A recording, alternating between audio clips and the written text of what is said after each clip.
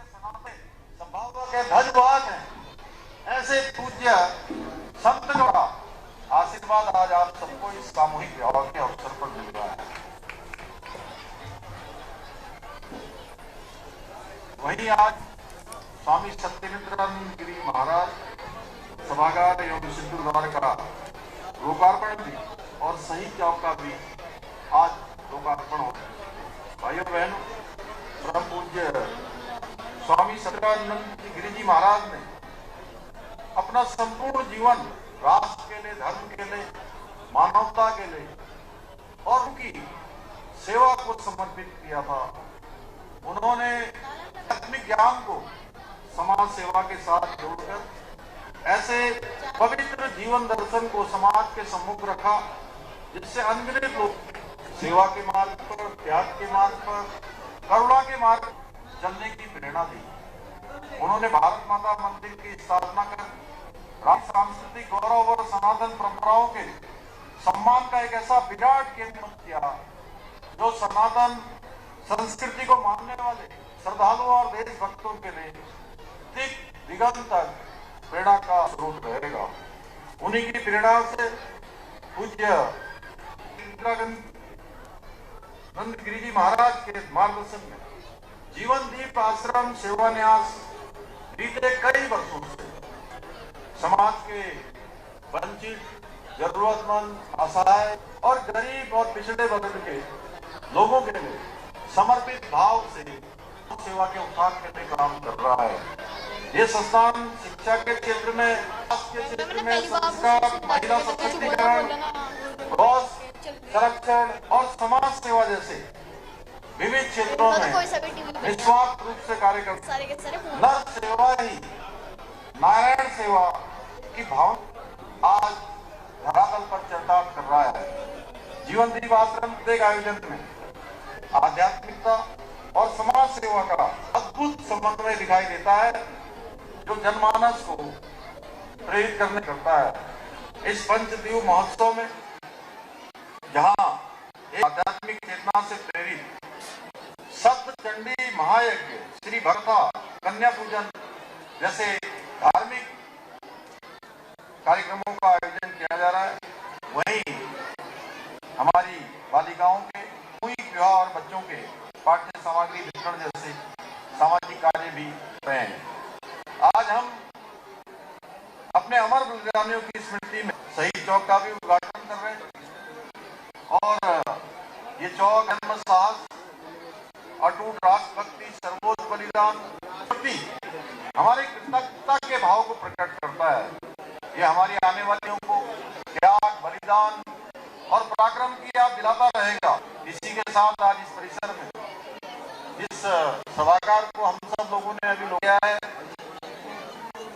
पूज्य स्वामी सत्येंद्रानंद महाराज उनके नाम पर और सिद्धबली हनुमान द्वार सेवा भावना और भक्ति मार्ग के सशक्त केंद्र के रूप में, सशक्त केंद्र के रूप में समाज को प्रेरणा प्रदान करेगा। भाइयों बहनों, आज हम आदरणीय प्रधानमंत्री श्री नरेंद्र मोदी जी के नेतृत्व में हमारी सनातन संस्कृति की पताका आज संपूर्ण विश्व के अंदर लहरा रही है और दुनिया के देश हमारी प्राचीन संस्कृति और दर्शन की महानता से परिचित हो रहे हैं। आज चाहे भगवान राम का भव्य दिव्य मंदिर का निर्माण हो, बद्रीनाथ, केदारनाथ जैसे हमारे धाम नवनिर्माण, पुनर्निर्माण का कार्य हो, बाबा विश्वनाथ के ग्यारह का भव्य दिव्य काशी बनाना हो या महाकाल लोक का निर्माण हो, हमारी सभी धार्मिक घरों आज सजाया जा रहा है, संवारा जा रहा है और हमारी सांस्कृतिक चेतना को पुनर्स्थापित करने के प्रयास किए जा रहे हैं। आदरणीय प्रधानमंत्री जी के मार्गदर्शन में हमारी सरकार देवभूमि उत्तराखंड को विश्व की आध्यात्मिक राजधानी के रूप में स्थापित करने के लिए निरंतर कार्य कर रही है। हम झारखंड और मानसखंड क्षेत्र के सभी मंदिरों का सौंदर्य, वहीं हरिपुर काशी में यमुना तीर्थ स्थल के पुनर्निर्माण प्रयास किए जा रहे हैं। साथ ही हरिद्वार ऋषिकेश कॉरिडोर के साथ ही सामान्य की दिशा में भी कार्य किया जा रहा है। इसके अतिरिक्त हमने भारतीय संस्कृति के गहन अध्ययन के लिए दून विश्वविद्यालय में सेंटर फॉर स्टडीज की स्थापना भी की है। भाइयों बहनों, हमारी सरकार देवभूमि उत्तराखंड के सांस्कृतिक मूल्यों और डेमोग्राफी को सुरक्षित रखने के लिए पूरी तरह से संकल्पित होकर कार्य कर रही है। हमने प्रदेश में जहां एक और सख्त धर्मांतरण रोधी कानून, सख्त दंगा रोधी कानून को लागू किया है, वहीं लैंड जिहाद, लव जिहाद और थूक जिहाद जैसी जिहादी मानसिकताओं के खिलाफ भी कड़ी कार्रवाई सुनिश्चित की है। इसके साथ पर कार्रवाई करते हुए 10,000 एकड़ से भी अधिक सरकारी मुक्त कराने का काम किया है। इतना ही नहीं, हम पहले राज्य में समान नागरिक संहिता का कानून लागू करके एक समान कानून की स्थापना की है।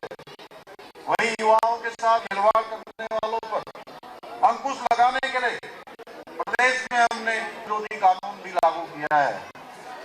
इसका परिणाम हुआ है कि 26,000 से अधिक युवाओं को सरकारी नौकरियां प्राप्त करने में प्राप्त हुई है।